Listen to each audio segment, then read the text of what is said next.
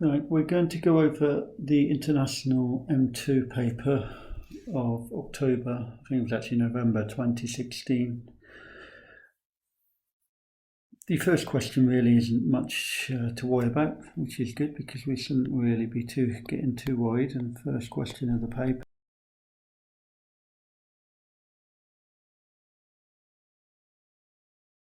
have got mass M, 4M and Km. Okay, and the total, that means the total of those masses, all add those together, that's 5m plus k, or k plus 5m. Then the x-coordinates are, well, the x-coordinate of the m1 is, well, let's do the x and the y. The x is located at -3, 2. And the 4m is located at the 4, 3. The km is located at 6 minus 4. And they're telling us that the centre of mass is at C0. Right, now the first bit is to work out, part A is to work out k. If we look in this one, for the y coordinate, we can see there's no c there, and we can use the fact that we know the centre of mass is located with y coordinate 0. The formula we're using is sigma mi yi is equal to y bar sigma mi. Don't have to write that. You don't get any credit for just quoting formulas. Sometimes it's useful, but it's clear, as long as you structure it properly, it's clear what you're going to do. This times this, that's 2m, plus the 4m times the 3m. Let's write it out. Let's not be fussing too much and writing 12m, so the examiner knows that we know what we're doing. Minus 4 times km is equal to 0.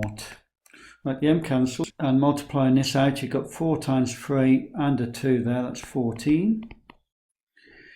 And we have minus 4k equals to 0. So that gives us k equals to 7 over 2.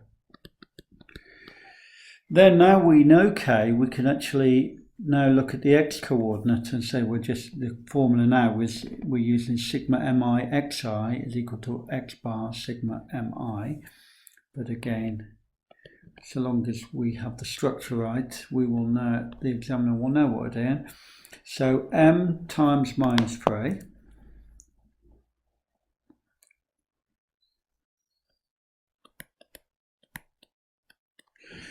and 4m times 4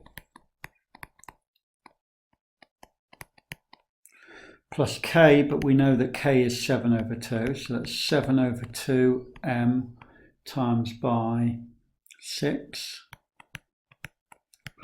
is equal to k plus 5. Let's just write that, 7 over 5 plus 5 m times c. Now we can see again m cancels. Okay, I'm multiplying this out. 4 times 4 is 16, take away 3 is 13. 7 over 2 times 6 is the same as 7 times 3, so that's 21. And 7 fifths plus a fifth is equal to 17 over 2. And that's times c. So that gives us 17c over 2 equals to 34. Just dividing that through gets us c is equal to 4. Okay, second question's impulse question. It gives us kind of unusual looking expression for an impulse with a value of lambda that we're trying to find. We're given the initial velocity. We're not given the final velocity, we're given the final speed. But in any case, I'm going to put into the formula, impulse is change in momentum. And so therefore we have the impulse lambda I minus 2 lambda I is equal to m, which is 2, times v. The final velocity we don't know, we just know it has magnitude of 6. Take away 2 times 3i, because we're given the initial velocity as 3i. Now, just doing a bit of rearranging of that, so that looks like an I there. So doing a little bit of rearranging of that and writing 2v as the subject, 2v, so in other words taking this over to the other side, that's going to be plus 6i. So in fact I'm going to end up as lambda I, which I have there already, plus the 6i,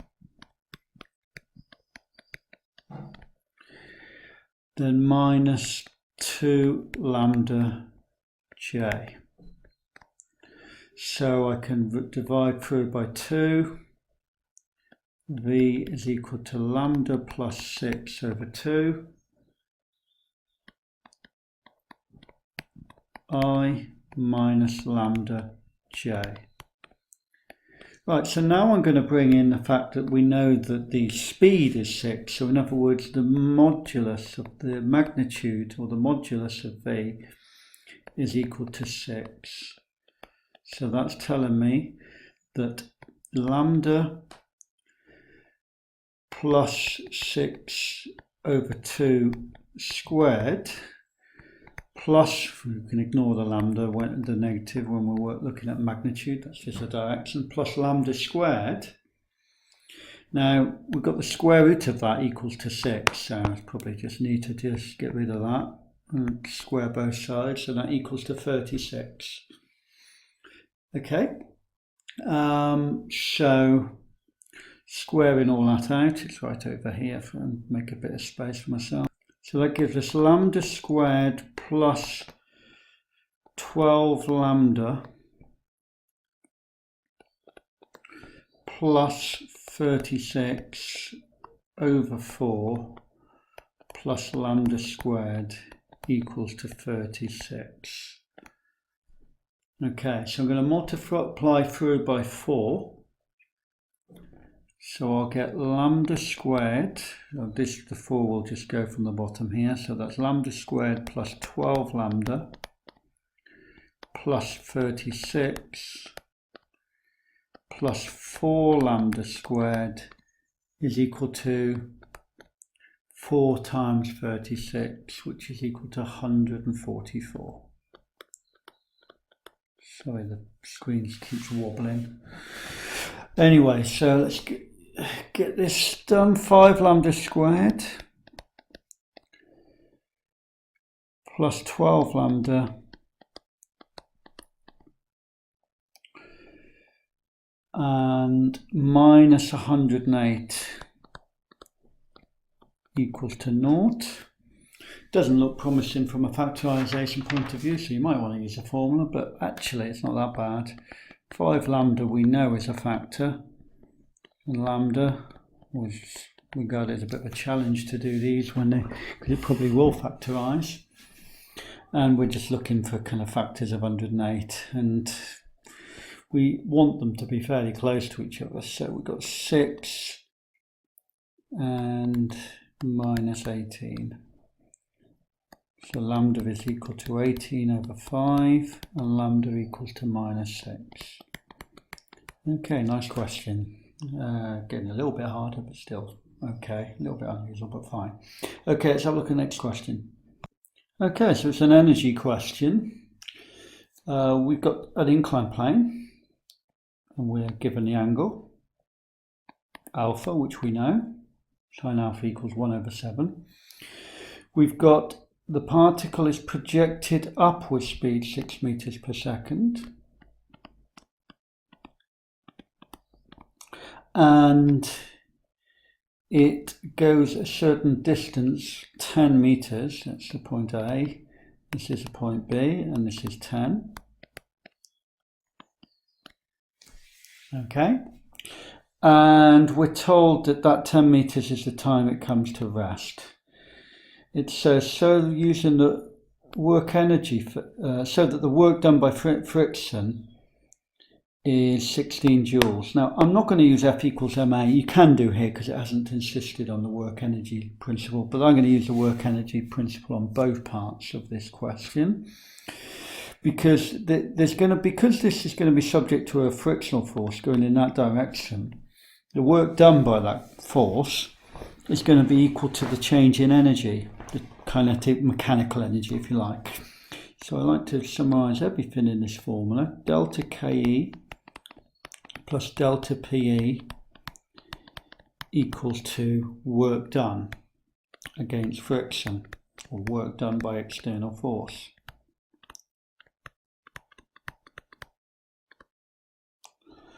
Right, so if we look at we've actually got a loss in kinetic energy because it's gone from this to 0, so it's minus a half 4 times 6 squared.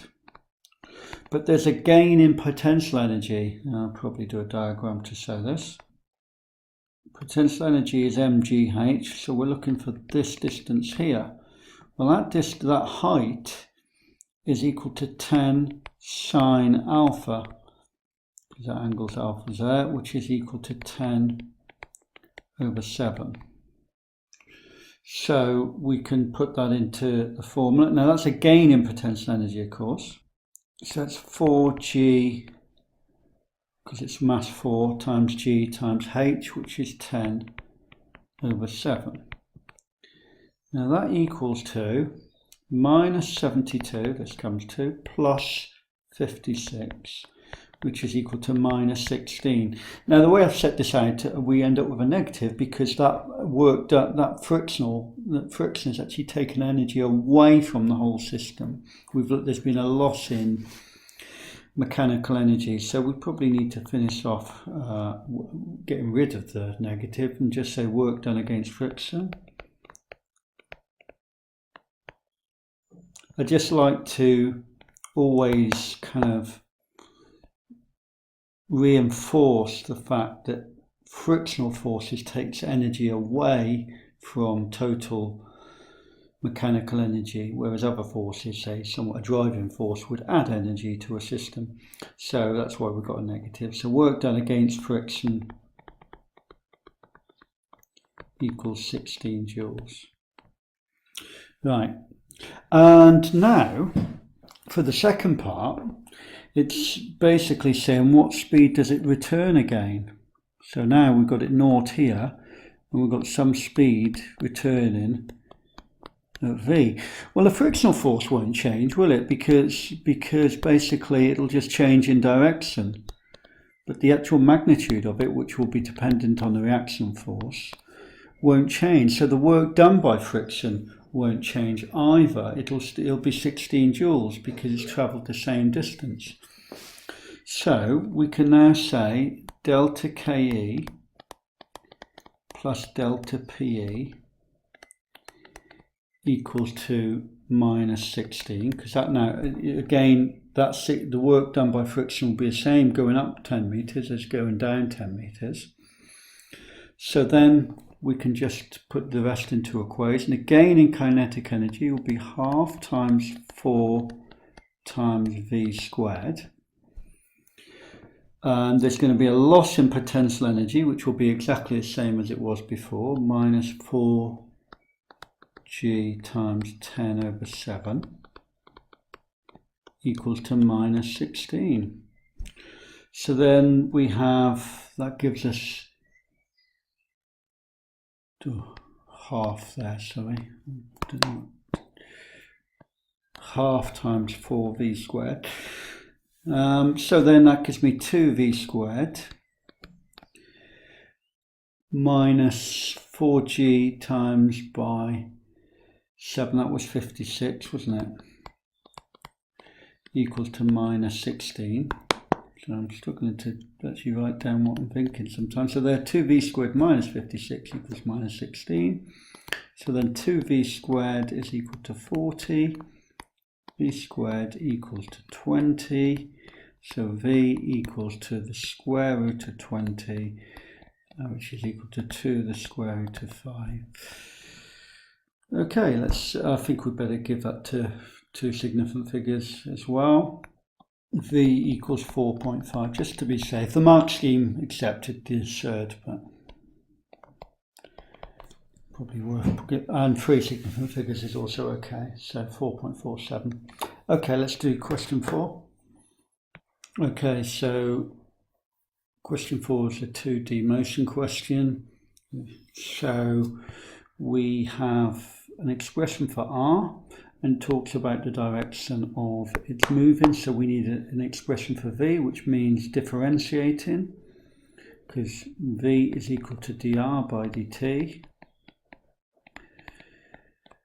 So we differentiate each of these bits. So that gives me 3t squared minus 9t minus 24 for the I bit. And then looking at the j bit, I get plus minus 3t squared plus 6t for the 3t squared differentiated plus 12 j. Okay, so now we know it's parallel to I and j, minus I minus j. Don't be put off by the negatives. Don't get, we're not faff about with negatives. It's just any vector where the I component is the same as the j component will be parallel to minus I minus j. It's going in that direction. There, anything where the I and j are the same and the same sign will be parallel. So, and it's talked about big T being that. So let's just say when T equals to big T, so that gives us these two bits have to be equal, the I and j have to be equal, so that's 3t squared minus 9 big T minus 24 equals to minus 3 big T squared plus 6 big T plus 12. Okay, so if I rearrange all that, that comes to 6t squared, big T squared, minus 15t minus 36 equals to 0, which comes to, so I divide that through, 2t squared minus 5t minus 12 minus 12 equals 0. So that factorizes.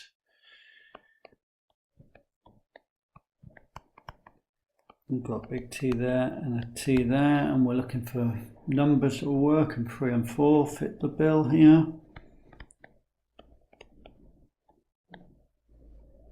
That's equal to 0, because we get minus 8t and plus 3t, yeah, that's right. So T equals to minus 3 over 2, which is irrelevant, so we're going to ignore that one. Don't even need to bother writing it. Oh, I did really. T equals to 4 seconds. See where's S. Okay, just 4 seconds. Right, now that's the first part done. It's easy 5 marks really. And then part B is saying the magnitude of the acceleration. So again, it's going to be nice and straightforward. We just need to differentiate again, substitute in 4 and find the magnitude. So let's do that. So we have the acceleration is the velocity differentiated. And we have that here. That's going to be equal to 6t take away 9 I, and this differentiated is minus 6t plus 6 j. So we then can just substitute when t equals 4 into this,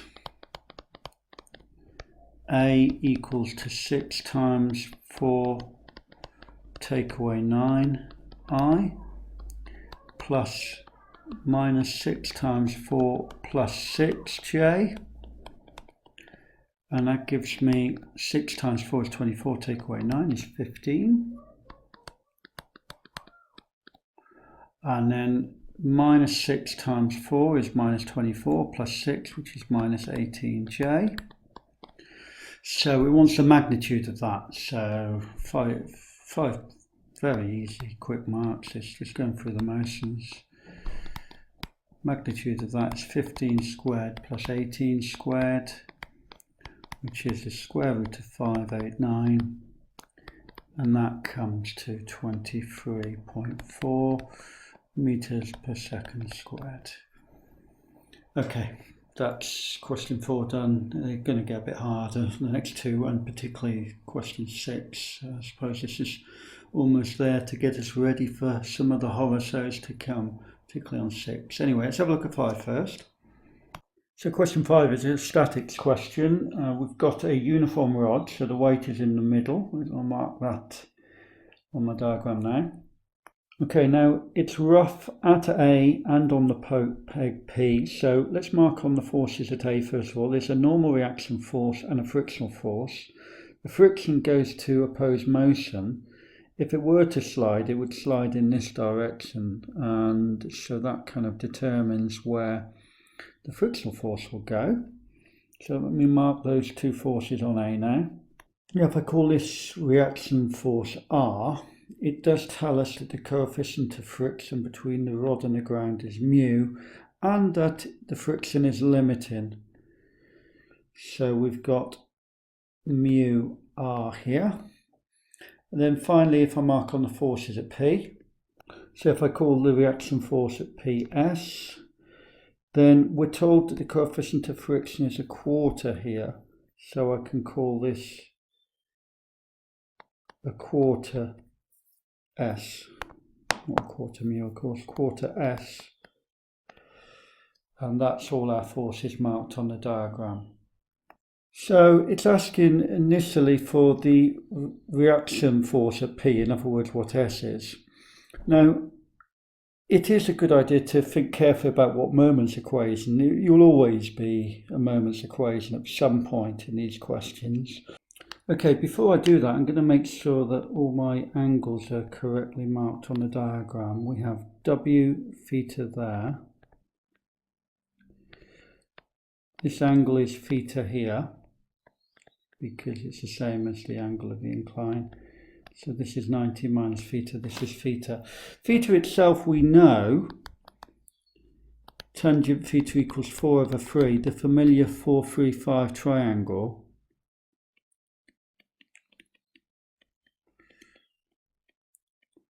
So we can say that sine theta is 4 over 5 and cos theta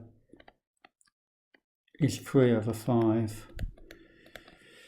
Okay, many students use a calculator because calculators will do that conversion for us these days, but anyway, you can see it straight from the 3, 4, 5 triangle.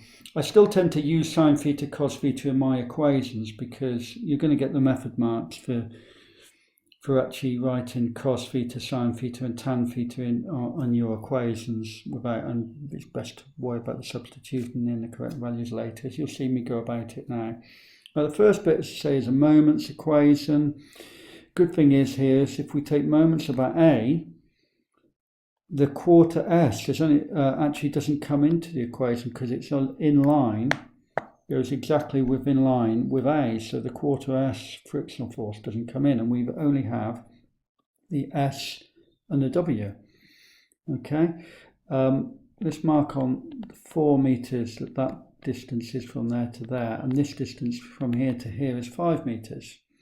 So we should be able to set up a moments equation easily enough for that. S is 5 meters away and it's directly perpendicular to the line of action there. So we've got S, the moment of S is 5S because it's perpendicular to the line PA. And then we've got the W cos theta, is the component which is perpendicular to the line of action of A. So that's W cos theta, and the distance is 4. So that's W cos theta times 4. Okay. So I can now input my value for cos theta. So our 5s is equal to 4 times W times by 3 over 5. So that gives me S is equal to 12 over 25 W, which is equal to 0.48 W as required. Okay, so that's part A done. Now part B is somewhat more substantial. It wants to find a value of mu. It's going to involve setting up 2 more equations, normally 3 equations for moments questions, including both parts. Normally 1 moments equations and 2 resolving, or 2 moments equation and 1 resolving. I'm going to resolve horizontally and vertically here. When we're setting it up, because there's a lot of marks given, the way mechanics papers are marked is they give a lot of marks for the correct equations, so make sure we take care with that. Don't just do lots of fiddling around, as I see with students do with a calculator, and just try and scratch out an answer, because that, especially if it goes, it'll be okay I suppose if it's right, but if it goes wrong it can be disastrous. So set up your equations very carefully. I don't tend to do much calculation, just do the resolving and then put in all your own unknowns afterwards. So resolving vertically. Here we've got the R force going upwards, obviously. Now I've marked on here the angle theta next to the S there. Now because we're going upwards, we've got S cos theta, because it's adjacent, it's next to that angle, so it's S cos theta. Obviously there's a quarter S, but now the angle is away from the vertical, so it's a quarter S sine theta. And that all equals to W. Okay. I'm not going to do anything with that. I know what S is, it's 12 over 25W, and I know what cos theta and sine theta is, but I'm going to, because I know the way these things are marked, and there's going to be at least 2 marks for that, I'm going to get the other 2 easy marks to get for resolving horizontally, so that I get what I need. So I've got mu R horizontally, W and R obviously don't come into it. This one's also going in this direction, and the angle theta marked to it is next to it, so it's quarter S cos theta, and that is equal to this S force here, which is going in this direction, and that's going to be equal to S sine theta. Right, so basically what I'm going to do now, again I'm not going to actually sub in the values that I know for sine theta and cos theta and S until afterwards, because I happen to know also there's another method mark for doing a correct substitution. I'm going to substitute for R from there into there, so sub for R, and then we can obviously smash out the answer after that. Sub for R, mu, and rearranging this we get W minus S cos theta minus a quarter S sine theta plus a quarter S cos theta is equal to, I forgot to put the sine theta, the S sine, obviously it's not just sine theta there, that is equal to S sine theta. I think it's because of the double S there, so S sine theta. So is equal to S sine theta here. Okay. So now just before, I know I'm sorry to go on about this, how we present answers is so important though, and how they're marked. That there would probably get 5 out of the 7 marks, and the other 2 are for finally solving and then getting an answer. So just shows you relatively less, we haven't fiddled around too much. We've been careful with our resolving equations, and we've got most of the marks of the question. In fact, 80% of the mark, this question is done. But now we need to actually smash out the answer. So let's just do that. Mu W minus S, which we know S is equal to 12 over 25 W. But we've got a cos theta. Cos theta is equal to 3 over 5. Take away a quarter. S, which is 12 over 25.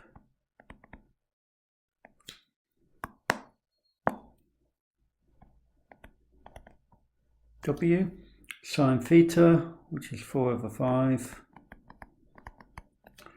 plus a quarter. S, which is 12 over 25. W, cos theta, which is 3 over 5, is equal to S sine theta, which again is 12 over 25, W times sine theta, 4 over 5. Now, I'm not claiming that you've got to do it exactly this way, but it's what I've chosen to do it. Some people might have chosen to do a bit more algebra here before inputting the numbers, which would be fine too. Right, so now I'm going to do a bit of cancelling. Nothing cancels here, but the 4 cancels with the 4 here.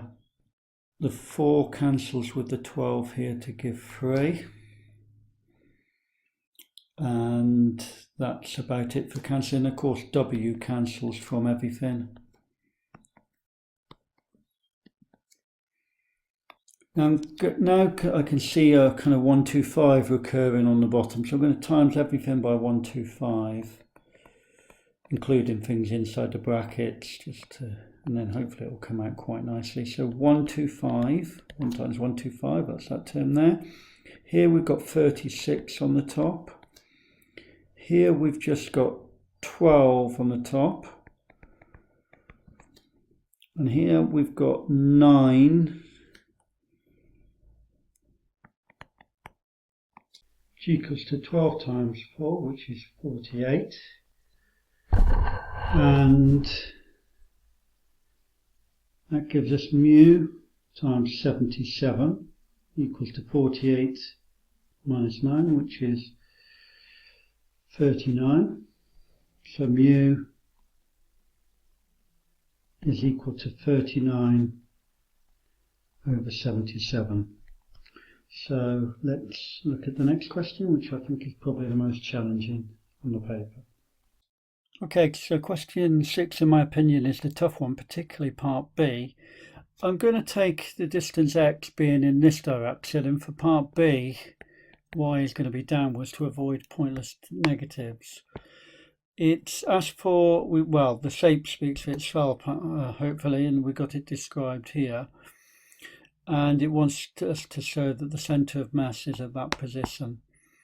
So looking at the masses of the separate bits, we've got this circle here, which the distance x from R will be equal to 8a plus half of 8a, so that's 12a. And the mass of that thing, if we talk about the ratio of the masses, that will be pi times a squared. And then there's this circle here, that's going to have area for pi a squared, but that will be located at 4a. Okay, now the whole shape, the whole thing together, will have area 64 pi a squared, and the centre of mass of that whole shape without the holes filled in would be equal to 8a, and the composite shape will therefore be 59 pi a squared,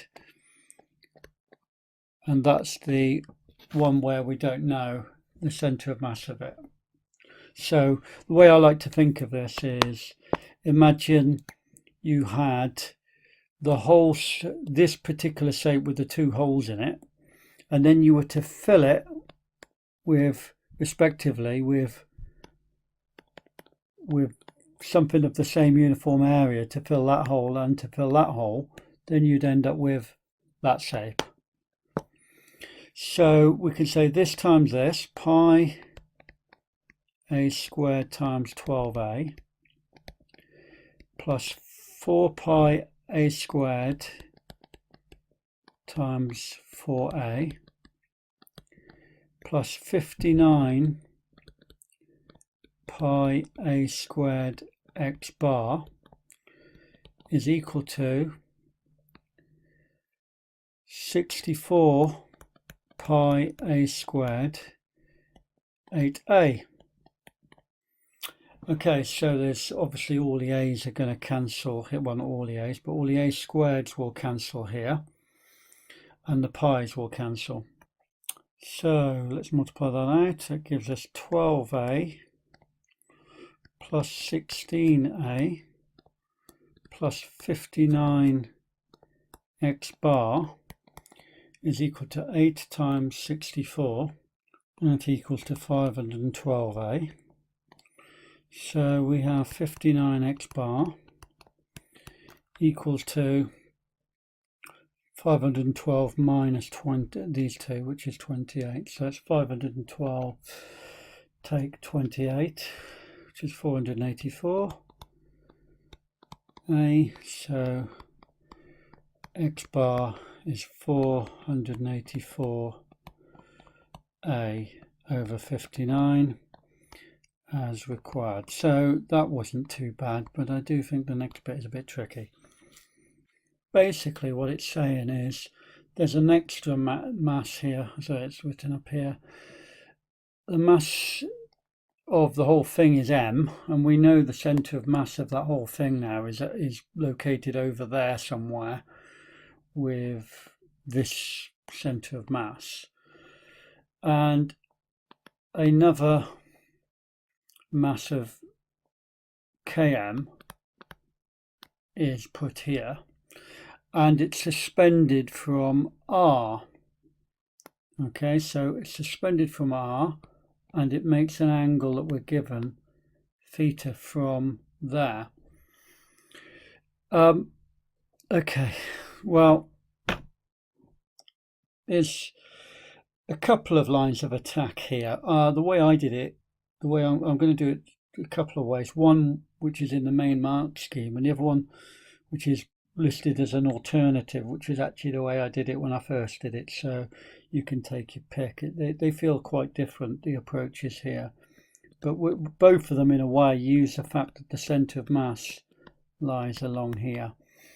Now there's quite a lot going on with this diagram here, and a lot of it unnecessary stuff now, like the circles. We've dealt with that. We know where the centre of mass is. We essentially have two particles and a combined mass of those two particles, k plus 1 m. So I don't really think I want to be having a good diagram, but I think I'm going to leave this bit behind now and do a separate diagram for this particular part of the question. I'm going to draw it over here.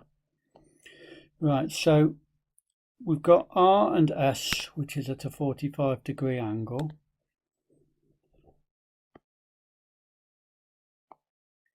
Okay, and as I say, we've got a particle of mass Km placed at S. Let's get rid of the S there just for that. I don't really need it. There you go. We've got a particle of mass Km placed there. And then we've also got somewhere a little bit further, that, you know, somewhere over here, horizontally across, the mass of this composite shape, which we're told is M. Okay. Now we're told that when suspended, that it makes an angle, a given angle, arc tan 1/4. So we're told that it makes an angle 1/4. So this bit here will be, let's draw the horizontal, the vertical line in. There we are. And the centre of mass is of the composite. So centre of mass of, that's not the centre of mass we worked out before, but the centre of mass of this composite shape that we dealt with in part A, together with this now extra mass, has got to go along there, where this angle is theta here. Right, as I say, I'll do the approach I first occurred to me when I was doing this question. You may not like it, but this is what I did when I first did it a few days ago. I considered the vertical distance from this horizontal line to the vertical line here. Okay, and then I considered the horizontal, the kind of perpendicular distance. So I didn't say the right word, I think there. Perpendicular distance from this line to here, and a perpendicular distance from KM to here. And then just basically took moments about R. Now, first of all, referring back to the diagram here, this whole angle is 45 degrees here. So this angle here is 45 minus theta. Okay, so I've marked also the lengths that we know, because we know from Pythagoras that this is 8a, the square root of 2. And this is the centre of mass that we found before of the mass M. And so now we can take moments about R. So moment is force, or in this case mass, because G will cancel. So mass times perpendicular distance. So that's M for this one, times this distance here, which is the hypotenuse shape here, 484 over 59a sine theta. Okay, and for the Km shape, it's force or mass, because we're not bothering with G, times by perpendicular distance here, and that is equal to,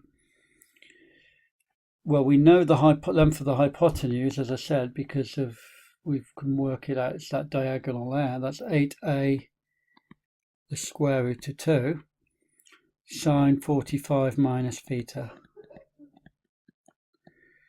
Right, now, okay, it is possible to avoid using trig identities and things, but really I don't see there's an issue here. This is what I did, and we've got a nice trig identity. You can sort it. It can be avoided, and I'm going to do one other method, but there's a whole ways of avoiding that trig identity if you don't like it, but it seemed to work quite well for me, so this is the way I'm sticking by. Anyway, I'm going to cancel some things. The M cancels and the A cancels, nothing else. I'm also now going to use a trig identity on this. So 484 over 59 sine theta. I'm not going to, I know what the angle is, but hopefully I can break this down to a tan theta and make it a bit nicer in a moment. Times by 8k, the square root of 2, and then I'm going to do the expansion of this. That's sine 45 cos theta minus cos 45 sine theta. Now the beauty with this is that cos 45 is 1 over the square root of 2, and so is sine 45. So the square root of 2 here can cancel with these two, the sine 45 and the cos 45, which are each 1 over the square root of 2. So now I'm going to divide by cos theta, and hopefully something's going to come out of this. So it's 484 over 59. Divide by cos theta, that will make tan theta there, is equal to 8k. Cos theta divided by cos theta is 1, and sin theta divided by cos theta is tan theta.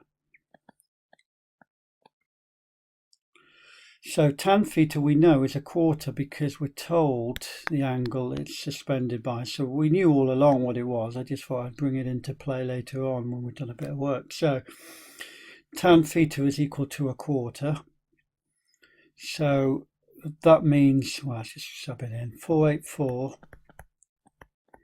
over 59, a quarter, is equal to 8k 1 minus a quarter. Now 1 minus a quarter is 3 quarters. 3 quarters of 8 is 6. So let's reverse the kind of equation. That's 6k. And then 484 divided by 4 is 121. So that gives me k equals 121 over 354. Okay, that was the way I did it when I just did it off the top of my head. The mark scheme has lots of different kind of variations on this kind of idea, some of which avoid using an identity where we kind of construct another triangle and various things, which you might want to look at. There's various options in the mark scheme, but I wanted to do the main thing on the mark scheme because some of you might prefer that, and that's fine. So let's go back to the question, and I'll copy the diagram and do the question using that more kind of coordinate approach. So the second method, which I say is the main one that they put in the mark scheme, is a more coordinate approach. Can I just say, to avoid unnecessary negatives, we're taking y as the distance below that line and x being the distance across from those two, from the point R. Right, so what we've got is a mass km placed here, and we've already worked out the mass of, and that's got coordinate, obviously. Remember, I'm only dealing with positives. The fact that it's below I'm ignoring, just call it the distance below there. So it's 8a, 8a. And this here, as we've already worked out the centre of mass somewhere along here, 484 over 59a.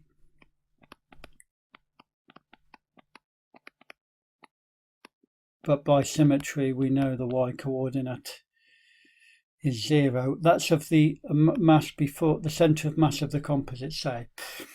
And the centre of mass is going to be somewhere. It won't be exactly there. It's going to have to go somewhere in between those two, isn't it? X bar, y bar, it's obviously unknown. But we've got enough information because we're told the angle that makes, we know what that angle makes theta there. And we essentially know that tan theta, from what we're given, we're told the angle, this is a vertical, remember. We're told that tan theta is equal to a quarter effectively, because that's y bar over x bar. Okay, so that's equal to y bar over x bar, the horizontal over the adjacent, not the horizontal, the opposite of the adjacent, y bar over x bar. And that's the method of attack this time. I'm going to put it all into a table. So we've effectively got two masses combined to give a composite mass here, and the mass of that thing would be those two added together, which would be k plus 1 m. So here we go. We've got the mass m with x coordinate 484 over 59a and y coordinate 0.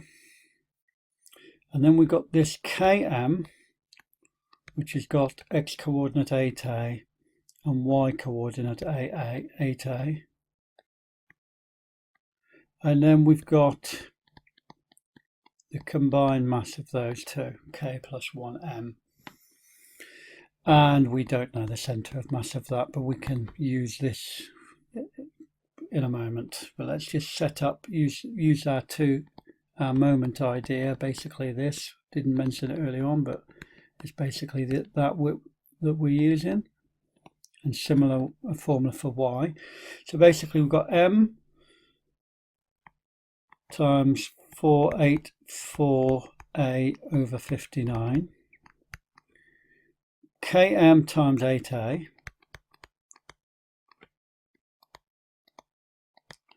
equals to k plus 1m x bar.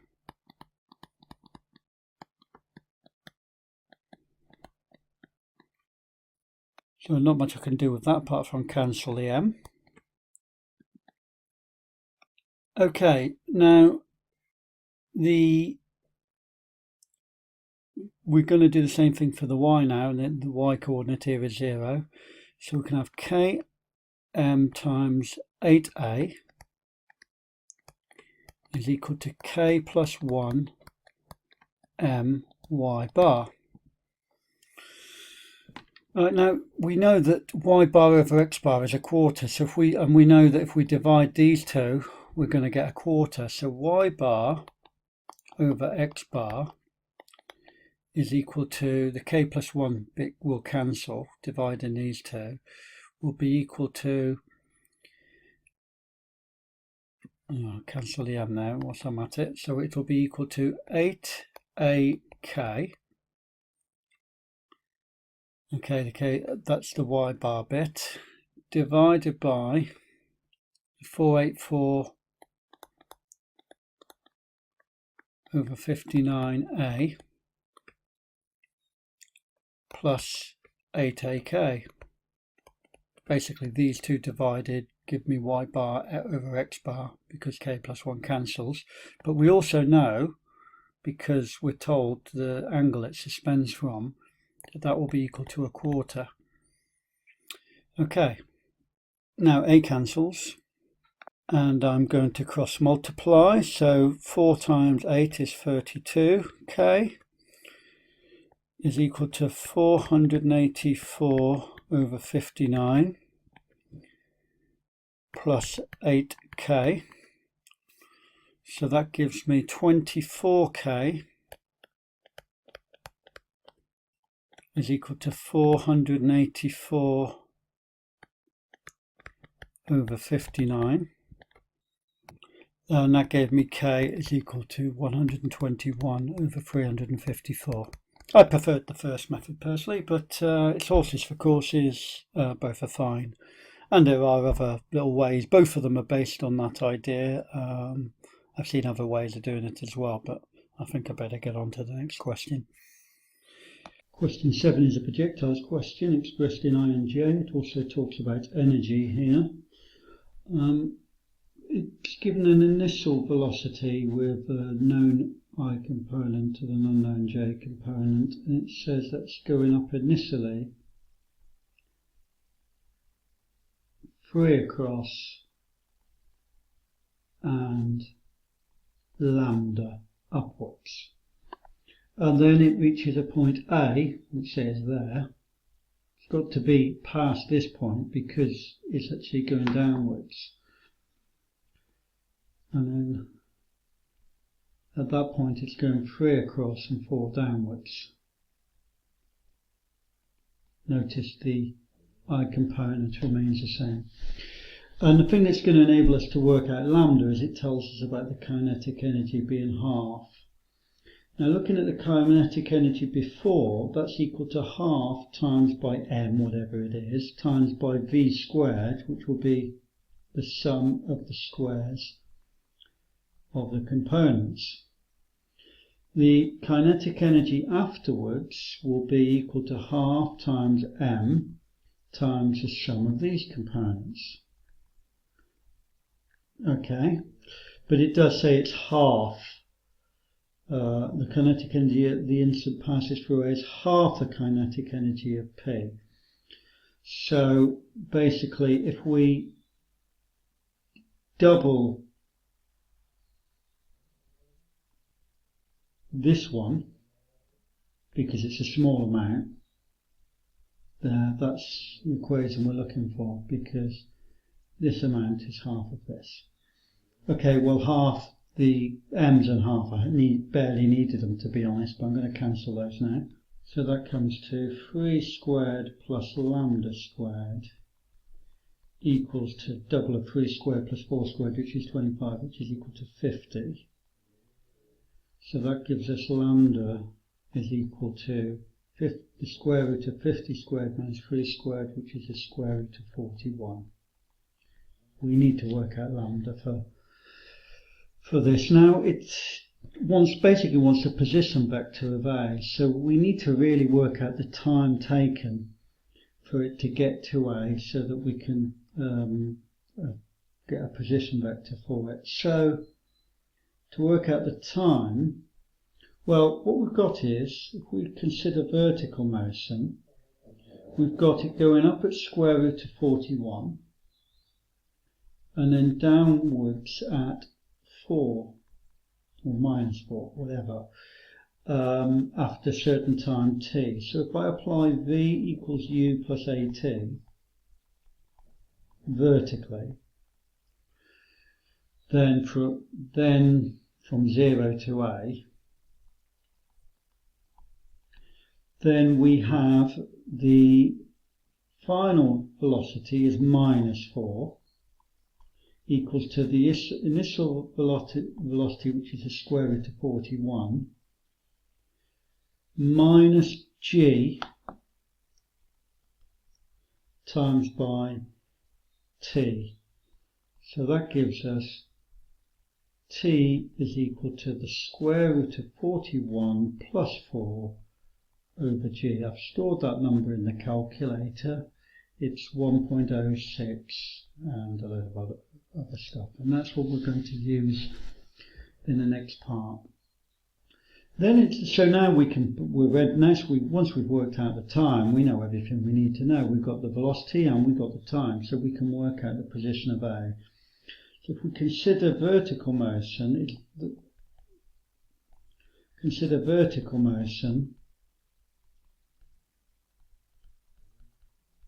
O to A, then basically that gives us that the velocity has been constant at 3. So distance or displacement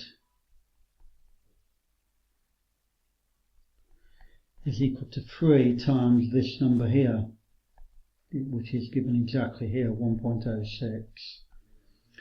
And that comes to something like 3.2. That's the I component. Okay.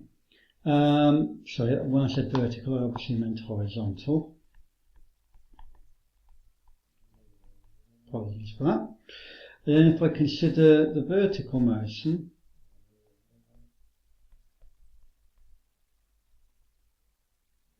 well, I've got two equations to call on. I've got the time, so I could use s equals ut plus half at squared, but it's not actually necessary now that I know lambda, because I could use v squared is equal to u squared plus 2as. I think most people would have used s equals ut plus half at squared, but this is, just to be different, I'm using this. The advantage here is it doesn't rely on the t being correct for this particular part.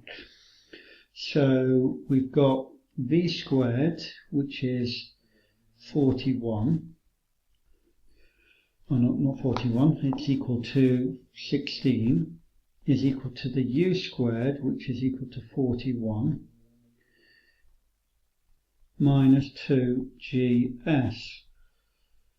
So s is equal to, that comes to 41 takes 16, which is 25, over 2g, which we really need to work that out because we're not offering the 3.2 in exact, so we really can't be doing half and half here. So that to two significant figures is 1.3. So that means the position vector of A, let's write it, is equal to 3.2i plus 1.3j. And if I were to check this work, I would check using s equals ut plus half at squared to check I also got the 1.3 here. Okay, so final question is collisions question. 3 particles of mass 4m, km and 2m.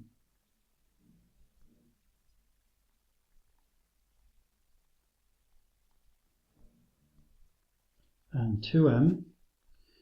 And it's told us they're initially at rest, and the kind of thing where this is hurled towards that at 3u, speed 3u. These are particles A, B and C. That's our that's our first collision. Obviously C is not going to be involved in our first collision, it's going to still be stationary. If I call this the velocity of A v1 and the velocity of B v2, and that's 4m and km. If I apply momentum, conservation of linear momentum, that gives me momentum before, which is 4m times 3u, equals to momentum after, which is 4m times v1 plus km times v2. Okay, so that obviously m cancels, and I can multiply out. Nothing special happening here, just writing a thing out about the m. Then I can, it's standard stuff really here, it's always conservation of linear momentum, or normally always, and then Newton's law of restitution, or Newton's experimental law. And that's the speed of separation over speed of approach. Well, v2 over v1, that's how this will go, the difference between these two speeds will be the speed of separation. And this is going towards this one, it's with speed 3u. And that equals to the coefficient of restitution, which is given to us, which is 2/3. So multiplying that out, that gives us v2 minus v1 equals to 3u times 2/3, which is equal to 2u. So I've got this simultaneous equation. Let's just actually think about what we're being asked for here. The speed of A immediately after the collision would be, given your answer in terms of u and k. Right, well, I suspect I'm going to need eventually the speed of both at some point, because it talks about the speed of the collision. So I'm going to actually work out the speed of both of them, I think. But the one we're actually after is the speed of B. So the speed of A immediately, so we want v1. So let's sub for v2, because that's what we're being asked for. So sub for v2. So that comes to,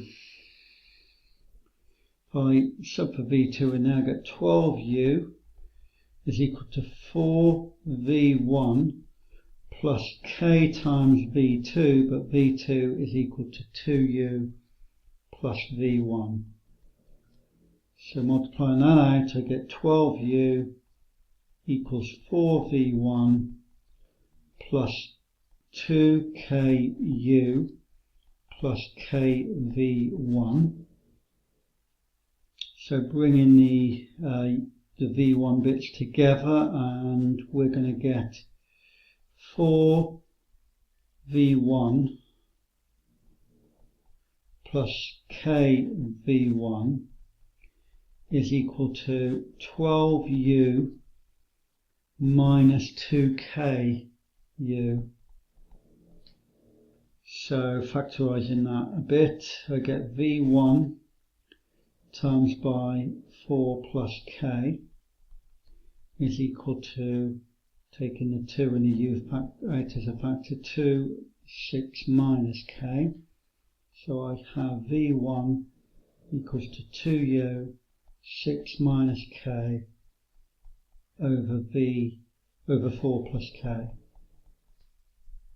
Okay, so that's that part done. Now, but before, as I said, before I move on, I am going to work out the speed of V2. Looking ahead, I am going to need it because on part C it talks about the collision of A and B, so that there will be a second collision between, there will not be a second collision between A and B. So we're definitely going to need to have the speed of A at that part.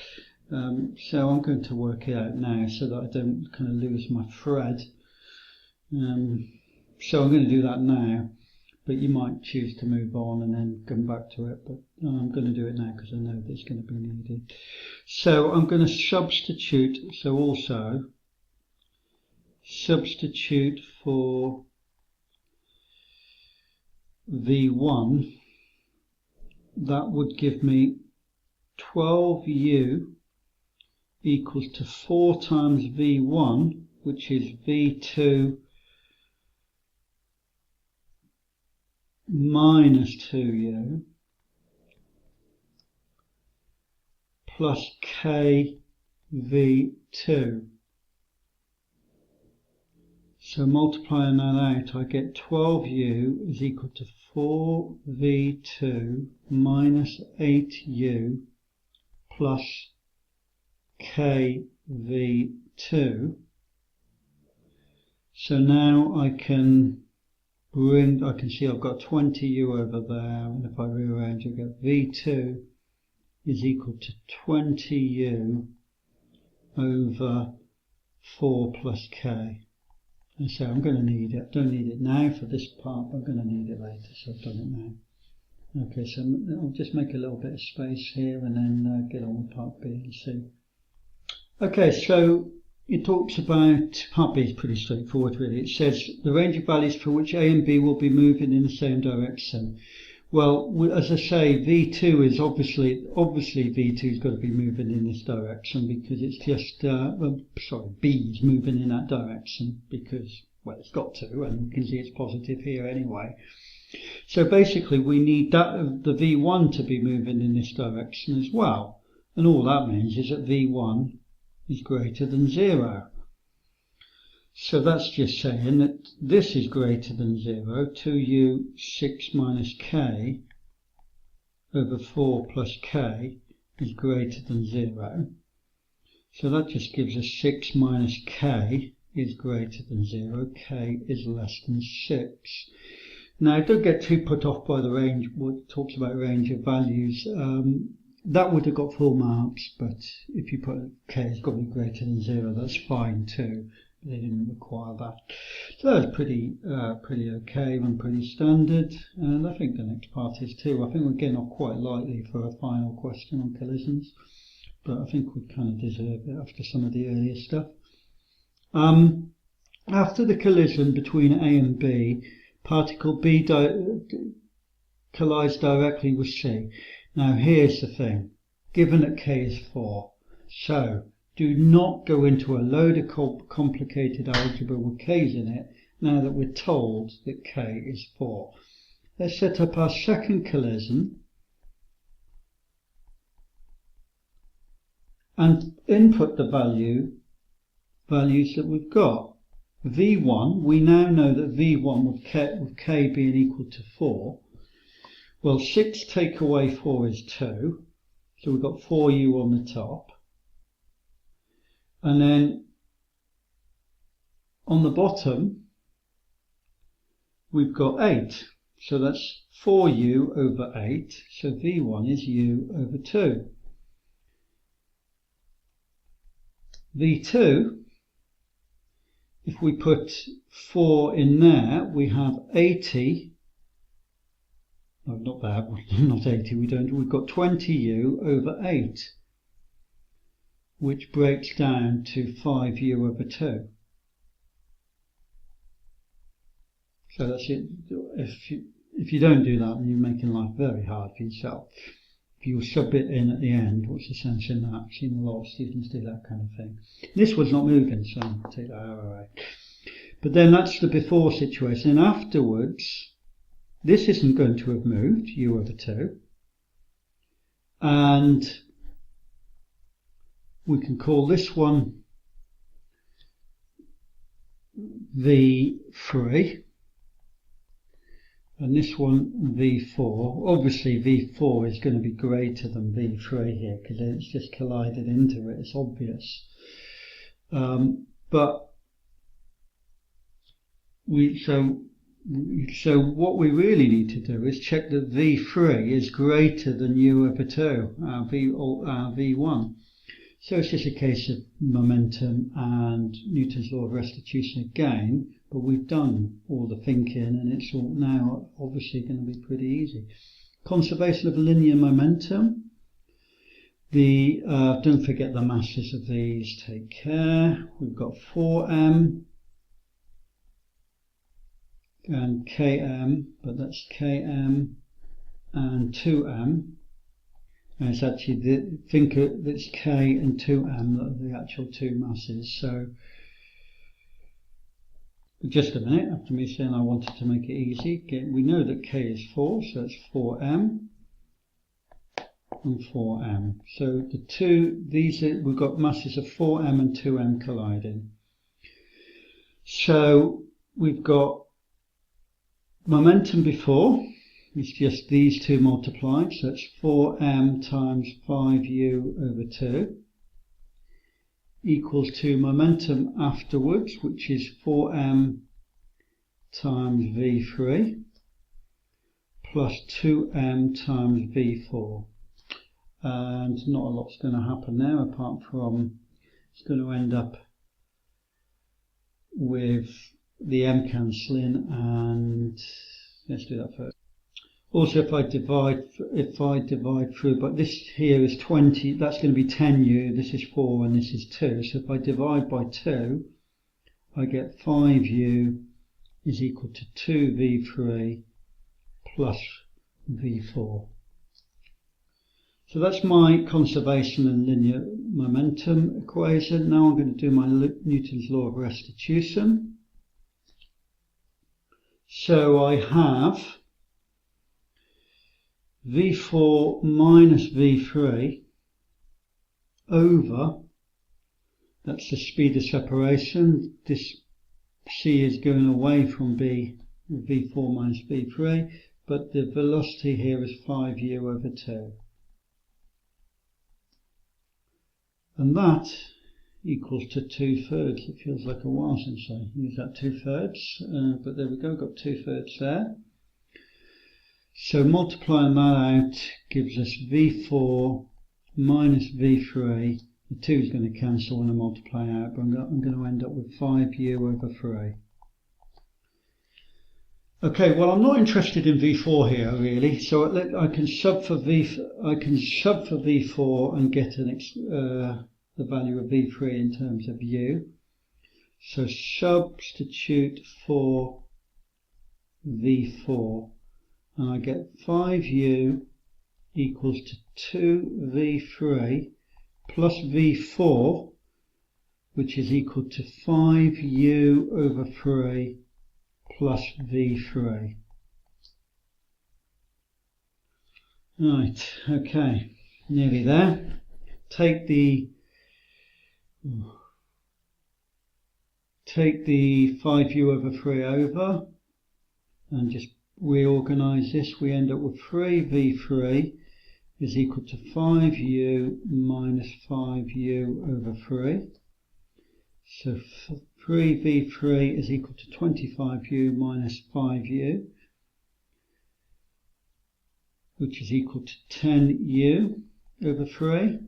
So v3 equals to 10u/9. Okay, so first of all, I don't think it was necessary, but v4 is going to be greater than v3, clearly, because they've just collided.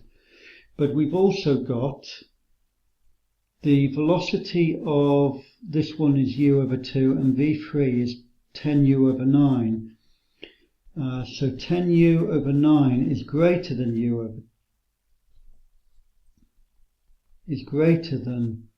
u/2, clearly, because that's over half. So we've got v3 is greater than u/2. So that means there won't be no further collision.